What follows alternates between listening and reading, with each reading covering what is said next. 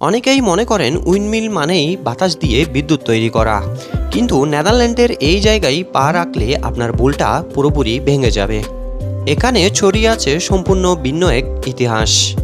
আজ থেকে প্রায় 400 বছর আগে, অর্থাৎ 17 শতকে, যাকে ডাচদের গোল্ডেন এজ বা স্বর্ণযুগ বলা হতো, তখন স্থানীয় কারিগর, মেকানিক ও ডাচ ব্যবসায়ীরা বাতাসকে কাজে লাগানোর জন্যে এই বিশালাকার উইন্ডমিলগুলা তৈরি করেছিলেন।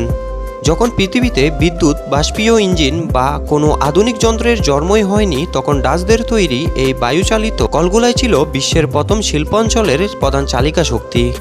একসময় এই অঞ্চল জুড়ে প্রায় ৬৬টিরও বেশি উইন্ডমিল দিন রাত এক করে চলত। এখানে বাতাস দিয়ে বিদ্যুৎ তৈরি হতো না, বরং পবন শক্তিকে কাজে লাগিয়ে বিশাল বিশাল চাকা ঘুরিয়ে করা হতো অত্যন্ত কঠিন সব কাজ, যেমন ছবি আঁকার রং তৈরির খনিজ গুঁড়া করা, চক, চুনাপাথর ভাঙা, সরিষা বা তিসি থেকে তেল মারাই করা, এমনকি কাঠের গুঁড়া আর বিশাল সব জাহাজের তক্তা কাটার কাজ হতো এই উইন্ডমিলগুলোর সাহায্যেই। ইটের তৈরি আধুনিক শহরের কোলাহল ছেড়ে এই জন্য এক রূপকথার রাজ্য। ছোট ছোট কাঠের ব্রিজ আর সারি সারি সবুজ রঙিন ডাচ ঘরগুলা দেখলে মনে হবে আপনি শত বছর পেছনে কোনো ক্যানভাসে আঁকা ছবির ভিতরে হেঁটে বেড়াচ্ছেন।